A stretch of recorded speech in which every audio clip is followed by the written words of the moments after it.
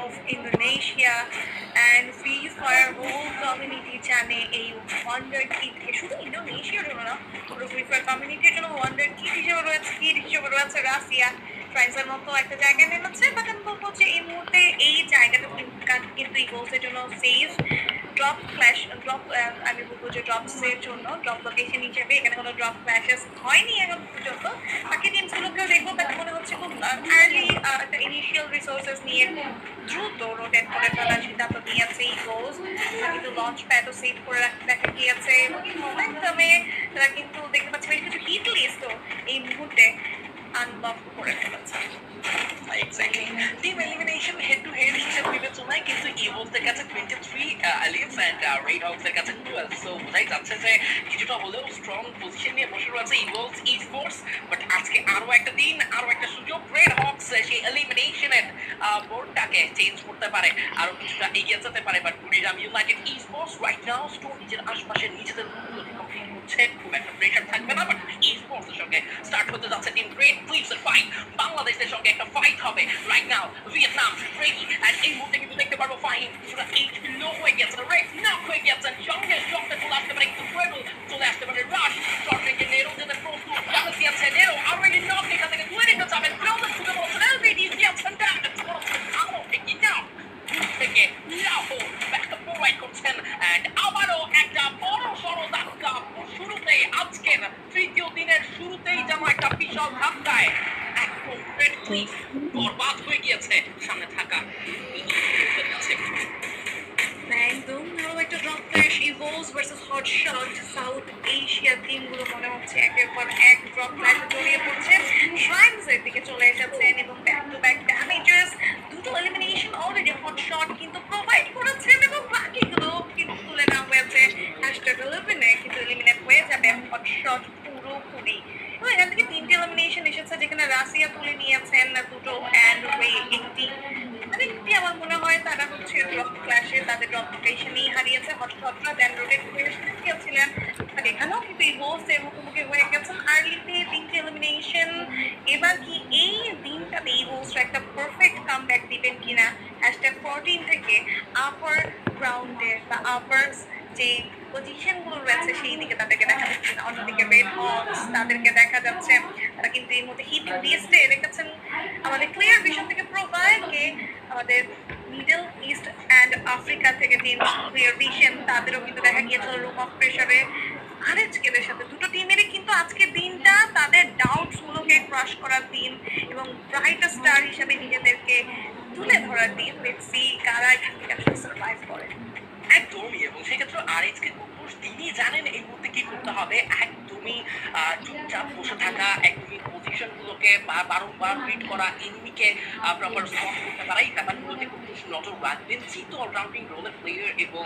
Supportive role একদমই second man হিসেবে এই টিমকে ব্যাকআপ প্রোভাইড করে থাকেন সো চতুর্দিকে তাকে নজর রাখতে হচ্ছে রিভাইভিং প্রসেস সবকিছু নজর রাখতে হবে অন্যদিকে ফালকনের সঙ্গে ইভোলভের ফাইট কিন্তু স্টার্ট করতে পারে এন্ড জানোসাও স্টার্ট করে দিয়েছেন ইভোলভ আজকে শুরু থেকেই মারতে শুরুতেই হটশটের উপরে যথেষ্ট বড় একটা প্রেশার ক্রিয়েট করেছিলেন and then gets what Falcon right and এই মুহূর্তে কিন্তু ফাইটটা হবে টিম ইভোলভের সঙ্গে টিম ফালকনের and Russia is waiting closer ফাইটের জন্য এই মুহূর্তে এই বট রে এন্ড ওপিওকে এন্ট্রি করতে হবে লং থেকে ব্যাকআপটা পাবেন এই মুহূর্তে তারা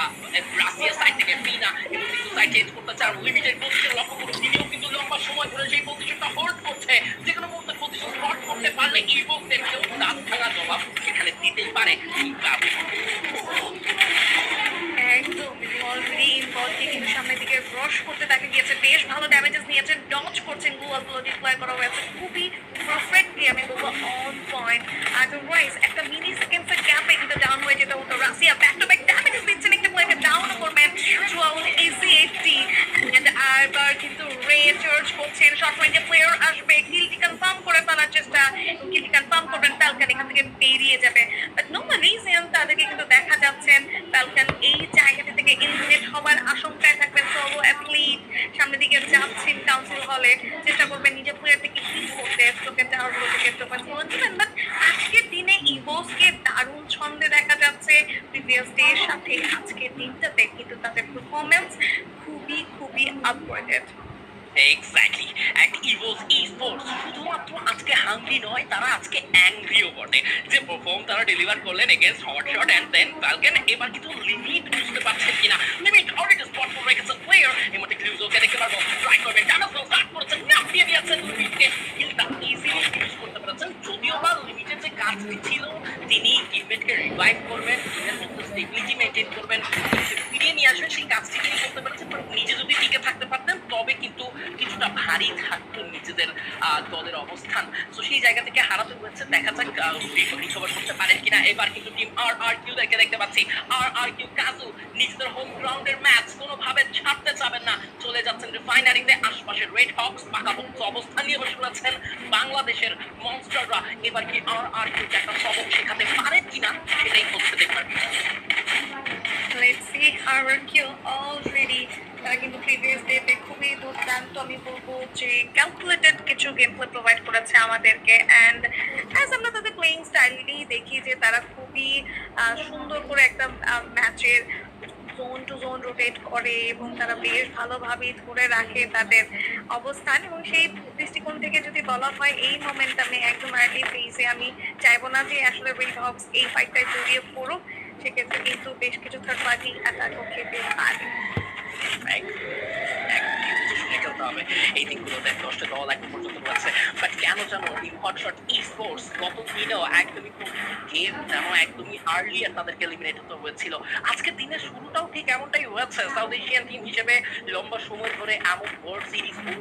ইন্টারন্যাশনাল স্টেজগুলোতে ভালো ভালো অপরচুনিটি তারা পেয়েছে, বড় বড় সুযোগ তারা পেয়েছে, তবে এখন পর্যন্ত সেভাবে কি কাজে লাগাতে পারলেন তারা? প্রশ্ন কিন্তু কখনো তৈরি হয়, এখনো তৈরি হচ্ছে তেমনটি। অ্যান্ড এবার কিন্তু আর কিউ ঠিক চলে এসেছে। দেখুন ফাইনালি তারা কোনোভাবে স্থান নিতে চান না, আজকে খুবই ডিস্ট্রয়িং মুডে আর কিউ দেখতে পারবো, যেমনটি ইভো স্টার্ট করেছে। But R Q literally hunting teams of player and নিজেদের ফিট ভারী করতে হবে। নোবেলিজিয়ান এই মুহূর্তে জোন সার্কেলের বাইরে থেকে একদমই বেসিক সিম্পল কিছু এখানে থাকবে। অ্যান্ড ফার্স্ট জোন সার্কেল যেহেতু খুব একটা প্রবলেম, সেই জোনের বাইরে থাকলে হবে না, বাট সময়ের সঙ্গে সঙ্গে কিন্তু জোনের একটা পাকাপোক্ত অবস্থান করতে হবে নোবেলিজিয়ানদেরকে। কতদিন ভালো স্টার্ট করতে পেরেছিল নিশ্চয়তা বলতেই পারি এই ব্যাপারটি। আজকের দিনটাতেও যদি একটা ভালো ব্যালেন্স তৈরি করতে পারে তাহলে কিন্তু ব্যাপারটা একদম সোনায় সোহাগা হবে নোবেলিজিয়ানদের জন্য। একদম, কারণ প্রথম দিনের সংগ্রহ তাদের আমার কাছে মনে হচ্ছে খুবই খুবই ভালো, শুধু ভালো না, খুবই ভালো ছিল। #6 এ শেষ করেছে, যেখানে অনেকগুলো টিমের কিন্তু বাড়তি ম্যাচ শেষেও 80 কোটায় নাম্বার ছিল না, সেক্ষেত্রে নোভা লিজিয়ন 87